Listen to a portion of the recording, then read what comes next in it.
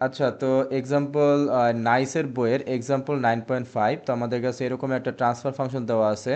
একটা PID controller design করতে হবে, যার জন্য পিক টাইম হবে হচ্ছে 2/3 into previous uncompensated peak time, আর overshoot 20%, zero steady state error.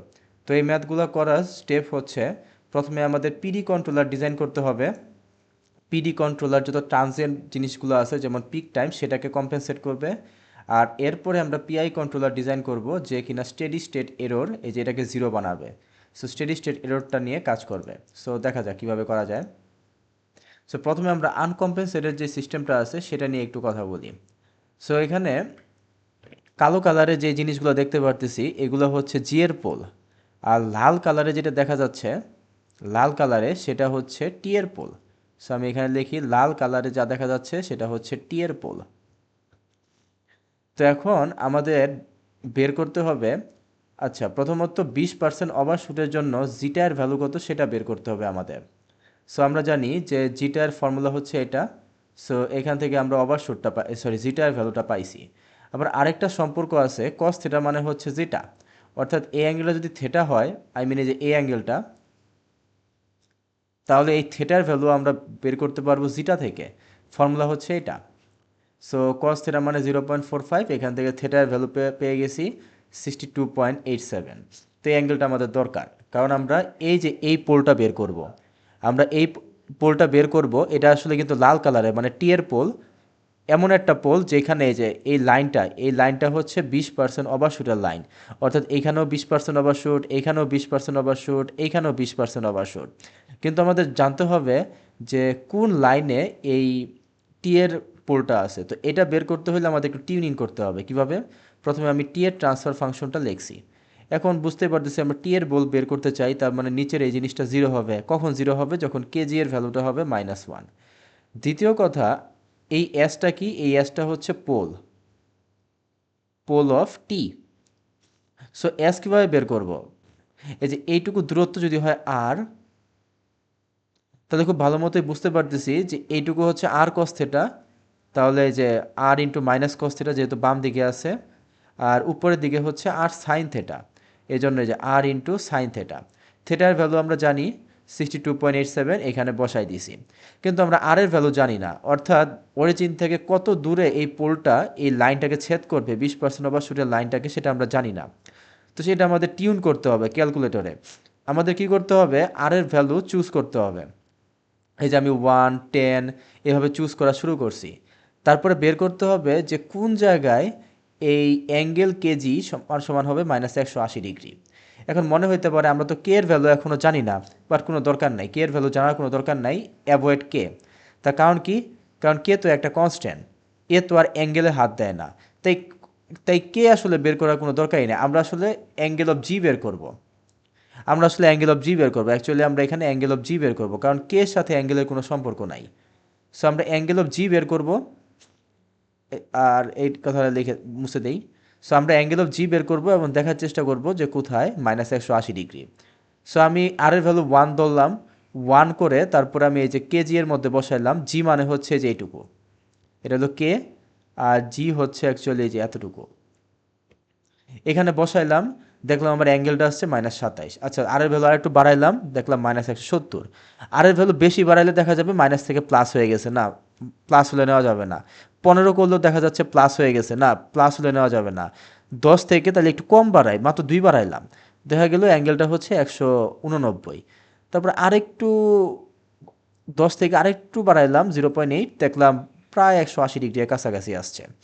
So এটাই হচ্ছে, এই যে এটাই হচ্ছে আমাদের সেই আর এর ভ্যালু। এই আর এর ভ্যালুটাই আমরা এখানে বসাইছি, এই যে 11.8টা এখানে বসাইছি। সো এখান থেকে আমরা পোল পেয়ে গেছি। এটা কার পোল? এটা হচ্ছে টি এর পোল।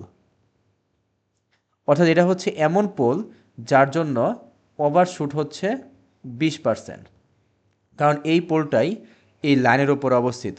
এই লাইন আর এই টি এর পোল কোথায় ছেদ করছে সেটাই আমরা বের করছি। আর এটা তো আমরা ম্যানুয়ালি টিউনিং করে বের করছি, আর বইয়ে যেই ভ্যালুটা আসছে এক্সাক্ট সেটা হচ্ছে এটা, এই যে অ্যাকর্ডিং টু বুক। আমরা সামনে অ্যাকর্ডিং টু বুকে গেছি, দেখা যাচ্ছে যে আমাদের আনসার আর অ্যাকর্ডিং টু বুকের আনসার প্রায় সেম। ওকে। সো এখন আমরা কি করছি, এখান থেকে পিক টাইমটা বের করার চেষ্টা করছি। এখানে একটা কথা যে আমরা সিস্টেমটাকে সেকেন্ড অর্ডারের মতো চিন্তা করতেছি। আমরা সিস্টেমকে সেকেন্ড অর্ডার ধরে নিব। তার কারণ কি? তার কারণ হচ্ছে আরেকটা যে পোল আছে এখানে কিন্তু আরেকটা পোল আছে। এই যে একটা দুইটা আরেকটা পোল কিন্তু এই যে এইখানে লাল কালারে যত সব কিছু টি এর পোল।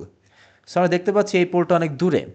আর এই পোলের জন্য আউটপুটে হয়তো এরকম একটা টার্ম আসবে e to the power minus sigma. Sigma মানে হচ্ছে এটা, লেটসে এটা হলো -10, লেটসে এটা -10 ধরলাম। তাহলে এরকম একটা অংশ আসবে যেটা কিনা দ্রুত ডাই আউট করে যাবে। সো এই জিনিসটাকে আমি সেকেন্ড অর্ডার সিস্টেম হিসেবে চিন্তা করতে পারি। কারণ সেকেন্ড অর্ডার সিস্টেমে টিপি বের করা ফর্মুলা হচ্ছে এইটা, যেখানে ওমেগা ডি হচ্ছে এইটুকু ডিস্টেন্স। অ্যান্ড ওমেগা ডি কিন্তু আমরা জানি এই যে 10.57, এটা আমরা জানি। সো এটা আমি এখানে বসা দিলে টিপি পেয়ে গেছি 0.297। এবং আরেকটা জিনিস বের করছি, আমি গেইন বের করছি।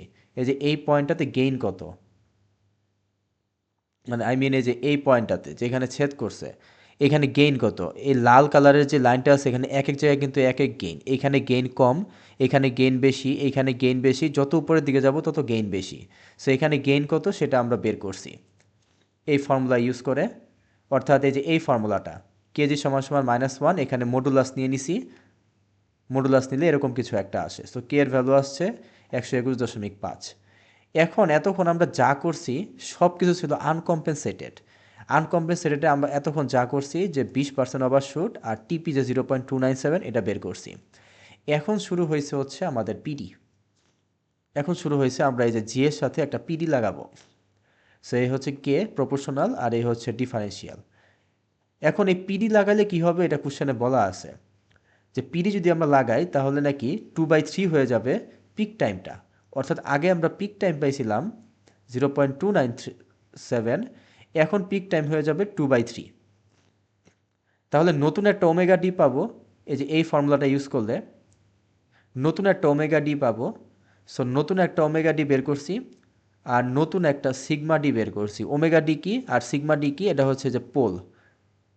এই পোলটার আর কি রিয়েল আর ইমাজিনারি ভ্যালু আমরা বের করছি। এখন আমরা জানি যে এই যে পিডি আর জি এই দুটাকে মিলিয়ে যে অ্যাঙ্গেল হবে সেটাও হবে হচ্ছে -180 ডিগ্রি। ওই তো -180 ডিগ্রি যে কনসেপ্ট। আগে অনলি জি ছিল তাই জি এর অ্যাঙ্গেলটা ছিল -180 ডিগ্রি। এখন তো জি এর সাথে পিডিও আছে তাই পিডি এর অ্যাঙ্গেলটাও হবে হচ্ছে কোথায়, এই যে পিডি আর জি দুটো যোগ করলেই -180 ডিগ্রি হবে। আর জি এর অ্যাঙ্গেলটা আমি কীভাবে বের করব, এই যে এস এর যে ভ্যালুটা আছে যেখানে এস সমান সমান হচ্ছে সিগমা কত -8.13 আর ওমেগা হচ্ছে 15.87। সো আমি যেই কাজটা করব এই ভ্যালুটা আমি জি এর মধ্যে বসাবো। জি মানে কি, জি মানে হচ্ছে এই যে এই অংশটুকু। সো এইখানে বসাইলে আমি দেখলাম আমি একটা অ্যাঙ্গেল পাইছি, সেই অ্যাঙ্গেলটা হচ্ছে এইটা। অ্যান্ড তারপর এই দুইটা যোগ করলে -180 ডিগ্রি হবে। সো জি এর ভ্যালু আমি জানি।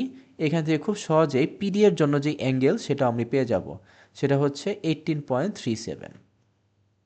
ওকে, এখন পিডি মানে কি? পিডি মানে হচ্ছে একটা পোল, একটা পোল অ্যাড করা। এখন পোলটা আমি কোথায় অ্যাড করব? লেটস সে আমি পোলটা অ্যাড করছি অরিজিন থেকে জেডসি পরিমাণ বাম দিকে। এখন জাস্ট সিম্পল একটা জিওমেট্রি ইউজ করতে হবে। যেহেতু এই যে এই অ্যাঙ্গেলটা হচ্ছে 18.37, আরও দেখা যাচ্ছে এই অ্যাঙ্গেলটা পজিটিভ।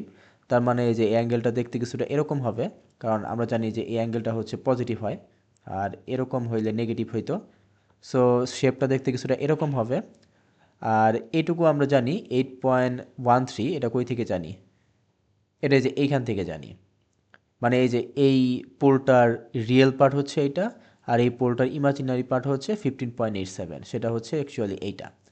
সো এখানে একটা সমকোণী ত্রিভুজ তৈরি হয়েছে অ্যান্ড সেই সমকোণী ত্রিভুজ থেকে খুব সহজেই আমরা জেডসি এর ভ্যালু বের করতে পারি। সো জেডসি অ্যাকচুয়ালি কি, এই যে পিডি কন্ট্রোলারের জন্য যেই জিরো তার পজিশন পেয়ে গেছি 55.92। তার মানে আমি পিডি কন্ট্রোলারটা পেয়ে গেছি কিন্তু। এই হচ্ছে জি আর এই হচ্ছে, আচ্ছা এখানে একটা কে আছে। পি মানে প্রপোর্শনাল আর ডি মানে তো ডেরিভেটিভ। সো ডেরিভেটিভের জন্য একটা 55.92। এখন আফটার পিডি আমরা একটু চেক করে দেখি, আচ্ছা পিক টাইম তো কমলো। মানে আমাদের রিকোয়ারমেন্ট তো ছিল যে পিক টাইম হবে হচ্ছে 2/3। সো পিক টাইম আসলে আমরা গেইন করে ফেলছি। এই যে পিক টাইম কমে গেছে, কিন্তু স্টেডি স্টেট এররে কী হয়েছে সেটা একটু দেখা দরকার। সো আমরা একটু এই ক্যালকুলেশন থেকে দেখতে পাচ্ছি, মানে এটা এত বেশি ইম্পর্টেন্ট ক্যালকুলেশন না, তাও দেখাইলাম যে স্টেডি স্টেট এররের ফর্মুলা তো এইটা।